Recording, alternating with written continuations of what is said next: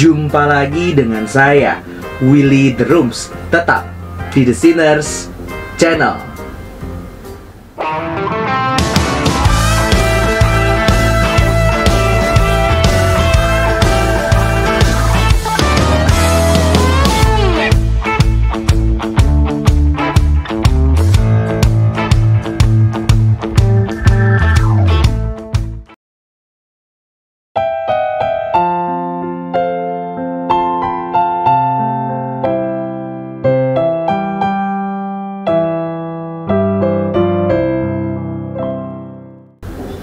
Pada video sebelumnya, saya berbicara mengenai pandangan dari Thomas Aquinas mengenai Imago Dei.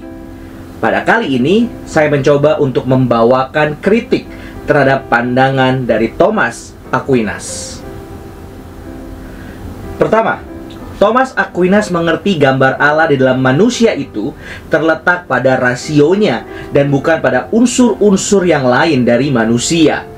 Pandangan ini lebih mirip dengan pandangan dari pemikir-pemikir Yunani dibandingkan dengan Alkitab itu sendiri.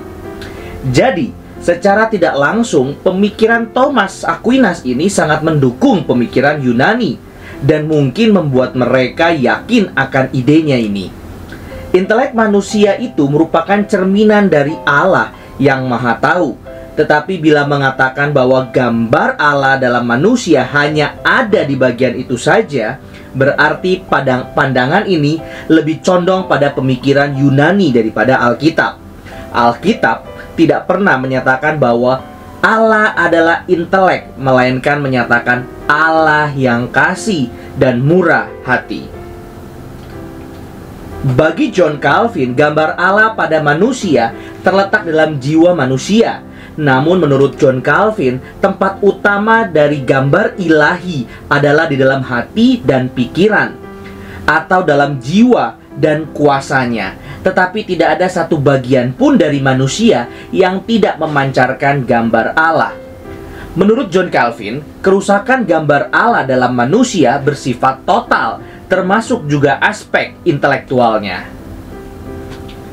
Kedua, pengertian Thomas Aquinas tentang keberadaan mula-mula manusia yang dalam keadaan berjuang antara aspek lower dan higher, di mana aspek lower harus dikontrol yang higher. Pengontrolan ini dapat terjadi jika diberi karunia tambahan, yaitu anugerah supernatural. Setelah manusia jatuh dalam dosa, karunia tambahan yaitu anugerah supernatural hilang, namun natur manusia dalam rasionya tetap baik.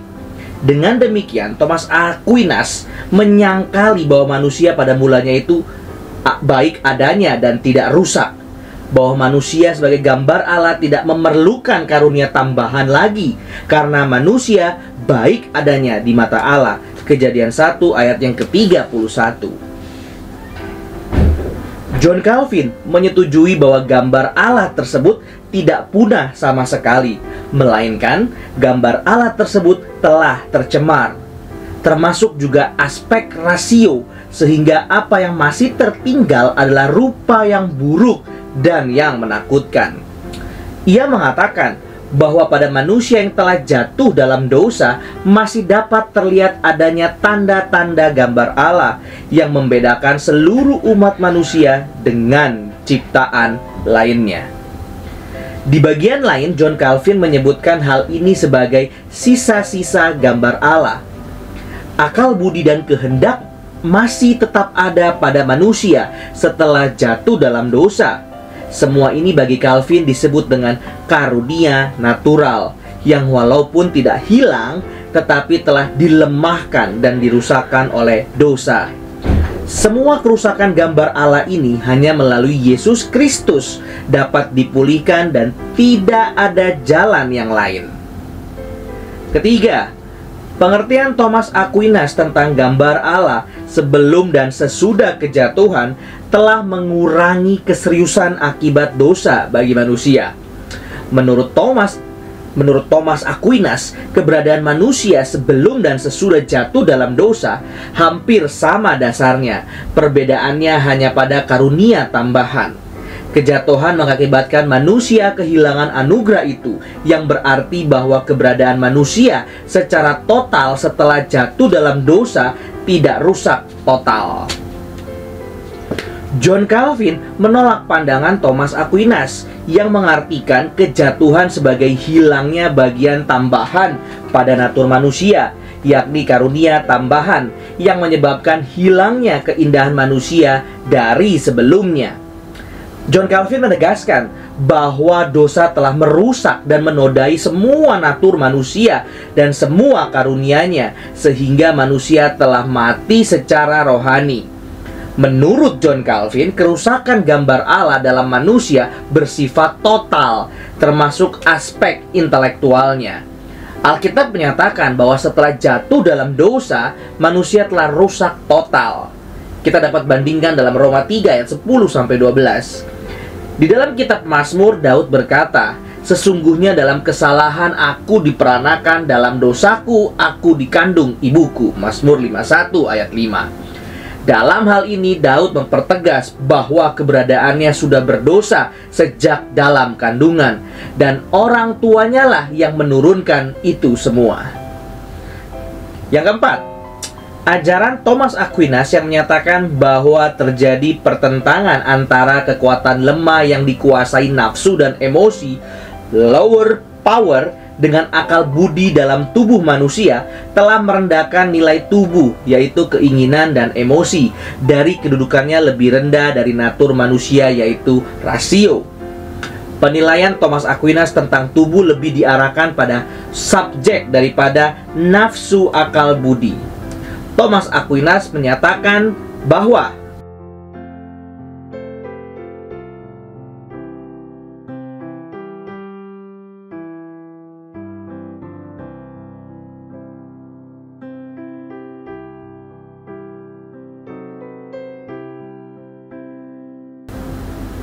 dari pernyataan tersebut dapat dilihat bahwa akal budi manusia bagi Thomas Aquinas selalu benar dan tidak pernah salah. Konsep ini mirip dengan pemikiran Yunani dibandingkan dengan Alkitab sendiri. Pembagian aspek-aspek natur manusia menjadi higher power dan lower power menunjukkan suatu dikotomi yang tidak alkitabiah. Alkitab menyatakan bahwa manusia dicipta seutuhnya oleh Allah dan tidak ada aspek yang lebih tinggi dan lebih rendah dari natur manusia. Dengan pengertian tubuh sebagai tempat lower power yang menjadi sumber dosa, dan cara mematikannya adalah dengan cara menindas keinginan tubuh. Pandangan seperti ini pernah terjadi pada abad pertengahan, di mana para rohaniawan banyak melakukan selibat karena melihat keinginan tubuh itu jahat. Oleh karena itulah hal itu perlu dan sangat penting. Para biarawan dan para biarawati menganggap diri mereka rohani jika mereka berhasil menindas atau menyiksa tubuh mereka. Bagi John Calvin, puncak pergumulan manusia bukan pada perjuangan antara lower power dengan akal budi, melainkan antara ketaatan dan ketidaktaatan kepada Allah dengan segenap kepribadian, pikiran, dan keinginan. Alkitab melihat bahwa tubuh bukan lower power yang harus ditindas atau disiksa, melainkan aspek ciptaan Allah yang mulia dan baik yang harus dijaga dan dimanfaatkan untuk melayani Allah. Roma 12 ayat 1-2. Kemenangan manusia atas keinginan dosa bukan melalui penyiksaan diri, melainkan karena anugerah Allah semata-mata melalui pekerjaan Allah Roh Kudus dan firman-Nya. Perjuangan iman di dalam memerangi keinginan daging yang berada di dalam diri manusia adalah kunci kemenangan dengan cara hidup di dalam roh untuk mengalahkan keinginan daging. 1 Yohanes 5 ayat 4. Dan melalui kuasa firman Tuhan, manusia dapat diubahkan. 2 Timotius 3 ayat 16-17. Dan mengalami hidup benar. Roma 1 ayat 17. Setiap orang Kristen yang taat akan firman Tuhan, Allah sendiri yang menjamin untuk hidup berkemenangan atas kuasa dosa. 1 Yohanes 2 ayat 1-6. Yang kelima, ajaran Thomas Aquinas tentang manusia yang telah jatuh dalam dosa dapat mengupayakan kehidupan kekal dengan pertolongan anugerah Allah. Ajaran ini menunjukkan bahwa manusia dengan kekuatannya sendiri dapat memperoleh kehidupan yang kekal. Padahal Alkitab menyatakan bahwa kehidupan yang kekal itu dapat diperoleh karena anugerah Allah semata-mata, dan tidak ada peran manusia berdosa di dalamnya. Efesus 2 ayat 8-10, Roma 6 ayatnya yang kedua 3. Ajaran Thomas Aquinas ini tidak konsisten karena Thomas mengakui pentingnya kematian Kristus untuk menebus dosa-dosa manusia, dan ini cara terbaik yang Allah tetapkan. Namun ia juga percaya bahwa Allah dapat menebus dosa manusia tanpa melalui peristiwa salib, di mana Kristus menderita dan mati di kayu salib untuk memuaskan murka Allah. Menurut John Calvin, hanya melalui Yesus Kristus dan firman-Nya, imago Dei, manusia dapat diselamatkan dan dipulihkan. Hanya melalui Yesus Kristus dan firman-Nya, manusia dapat mengenal dirinya sebagai imago Dei. Allah menetapkan Tuhan Yesus Kristus untuk datang ke dunia dan menyelesaikan masalah keberdosaan manusia dan menyelamatkan umatnya. John Calvin mengatakan,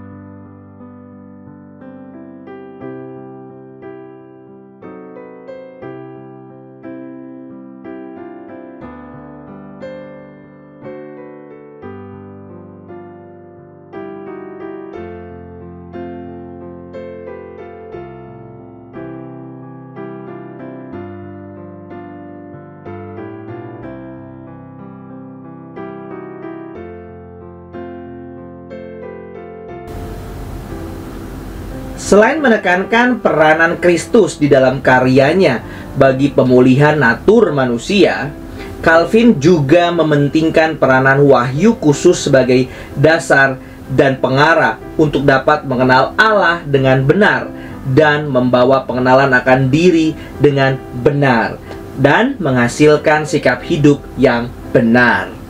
Bagi John Calvin, tidak ada argumen yang betul-betul sempurna untuk membuktikan keberadaan Allah, kecuali mengawali semua pengetahuan dari Allah, sehingga dengan itu bisa mengetahui atau mengenal keberadaan Allah. Oleh sebab itu, John Calvin mengatakan bahwa mengenal Allah bukan hanya ketika mengerti bahwa Allah ada, tetapi ketika mengerti apa yang benar untuk memahami mengenai Dia dan apa yang menyatakan kemuliaannya. Jadi, bagi John Calvin, Allah yang sejati tidak mungkin dapat dikenal berdasarkan pengertian rasio manusia. Dengan kata lain, mengenal Tuhan tidak mungkin dibangun dari bawah ke atas, dan sebaliknya harus dari atas ke bawah. Jadi, pengetahuan yang orang percaya miliki tentang Allah mengajar untuk mengharapkan segala yang baik darinya dan memberikan puji-pujian kepadanya. Pengenalan akan Allah bukanlah pengetahuan yang abstrak yang bisa dideduksi dengan pemikiran para filsuf, melainkan pengenalan tentang siapa Allah di dalam relasi sebagai gambar Allah. John Calvin menjelaskan bahwa pengetahuan manusia tentang Allah sebatas Allah sebagai pencipta, di mana manusia sebagai ciptaan, imago Dei. Manusia sebagai gambar Allah tidak akan pernah mengenal Allah secara sempurna, karena manusia adalah ciptaan dan Allah adalah pencipta yang sempurna. Termasuk juga dengan pandangan-pandangan tentang Allah yang dibangun oleh manusia. Tidak ada yang sempurna karena rasio manusia yang terbatas dan Allah pencipta yang tidak terbatas. Dalam bagian ini, John Calvin percaya akan peranan Alkitab sebagai sumber satu-satunya untuk manusia mengenal Tuhan dan dirinya dengan benar sebagai peta dan teladannya. Berkenaan dengan Alkitab sebagai sumber pengenalan akan Allah dan manusia, John Calvin berkata bahwa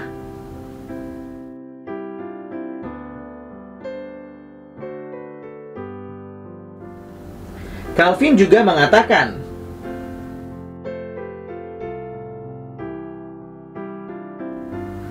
melalui kalimat tersebut jelas sekali bahwa Calvin sangat menjunjung tinggi otoritas Alkitab yang menjadi penuntun untuk mengenal kebenaran yang sejati tentang Allah dan manusia. Walaupun pengetahuan tentang Allah bisa didapat melalui wahyu umum, yaitu alam semesta, tetapi hal itu tidaklah cukup tanpa penyataan khusus dari Allah melalui firman-Nya. Hal ini karena Alkitab memiliki otoritas dari dirinya sendiri dan bukan hasil formulasi dari gereja. Ini berarti gereja dalam membangun pengertiannya akan Allah dan manusia harus kembali kepada Alkitab. Calvin berpendapat bahwa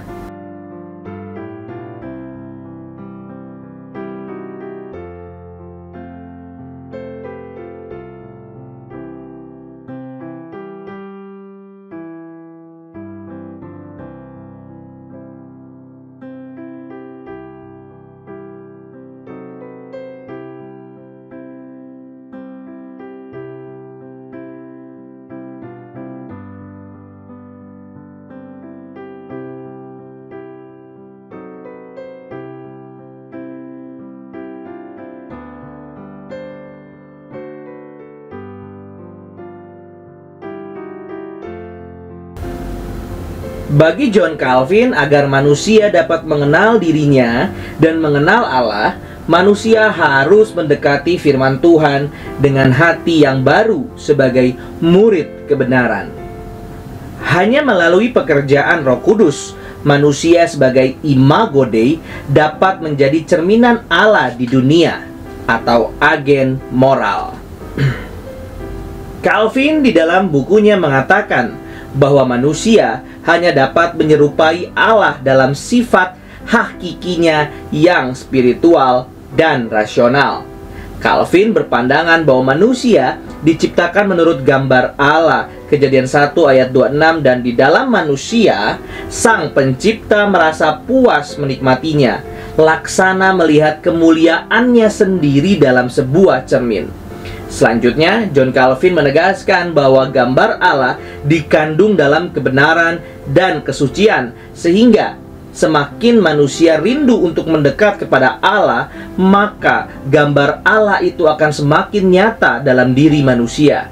Seperti halnya dengan cermin, hanya pada saat cermin itu merefleksikan objek, baru terlihat gambar yang sesungguhnya. John Calvin menyetujui bahwa gambar Allah tersebut tidak punah sama sekali, melainkan gambar Allah tersebut telah tercemar, sehingga apa yang masih tertinggal adalah rupa yang buruk dan yang menakutkan. John Calvin mengatakan bahwa manusia yang telah jatuh dalam dosa masih dapat melihat adanya tanda-tanda gambar Allah, dan hal ini yang membedakan seluruh umat manusia dengan ciptaan lainnya. Di bagian lain, John Calvin menyebut hal ini sebagai sisa-sisa gambar Allah. Akal budi dan kehendak masih tetap ada pada manusia setelah jatuh dalam dosa. Semua ini bagi Calvin disebut dengan karunia natural, yang walaupun tidak hilang, tetapi telah dilemahkan dan dirusakkan oleh dosa. Kerusakan total gambar Allah dalam manusia hanya dapat dipulihkan melalui pembaruan yang bukan karena usaha sendiri, melainkan karena anugerah Allah semata-mata yang dinyatakan melalui pekerjaan Roh Kudus melalui firman-Nya. Lebih tegas lagi, John Calvin berpendapat bahwa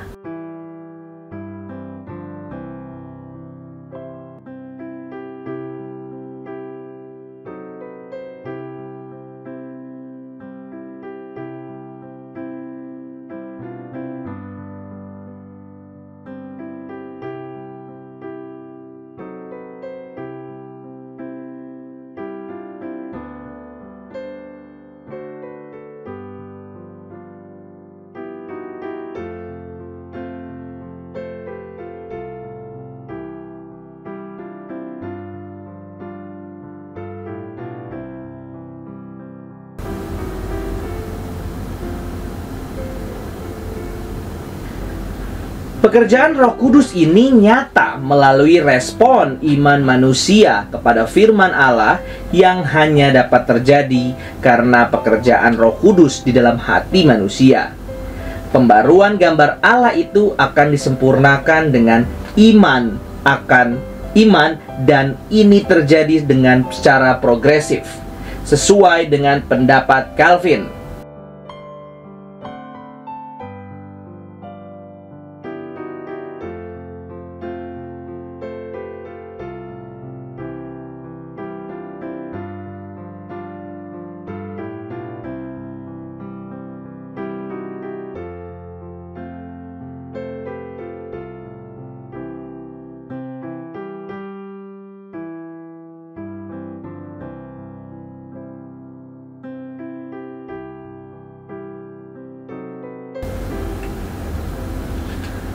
Pembaruan gambar Allah ini adalah tujuan dari kelahiran baru, di mana hal itu meliputi pengetahuan, kebenaran, dan kesucian.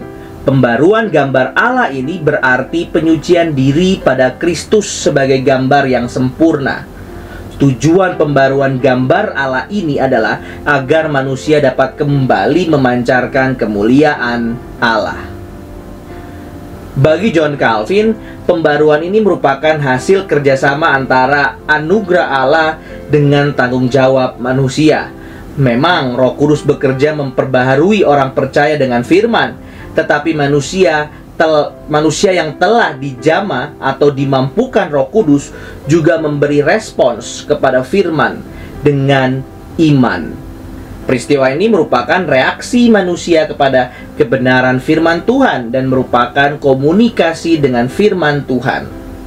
Dengan demikian, pemikiran John Calvin terdapat dua faktor yang penting yang membentuk gambar Allah. Yang pertama adalah tindakan Allah yang merupakan anugerah kepada manusia berdosa.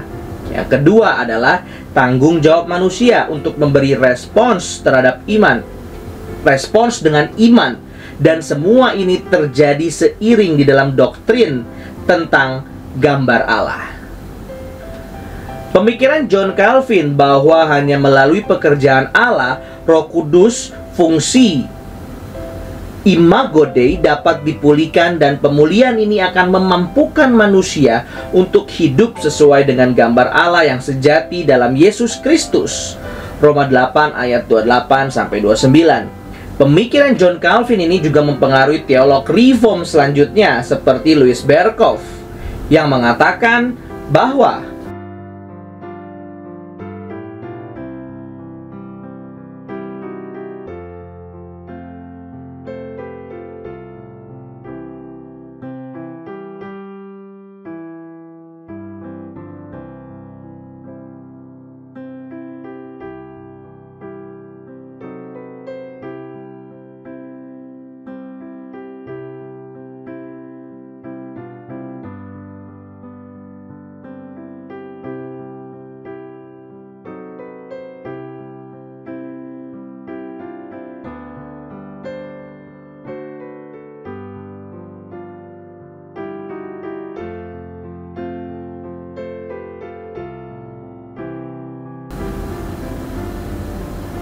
walaupun manusia memiliki potensi untuk menjadi baik dan bermoral, tetapi hal itu tetap kurang karena dosa-dosa tidak diselesaikan.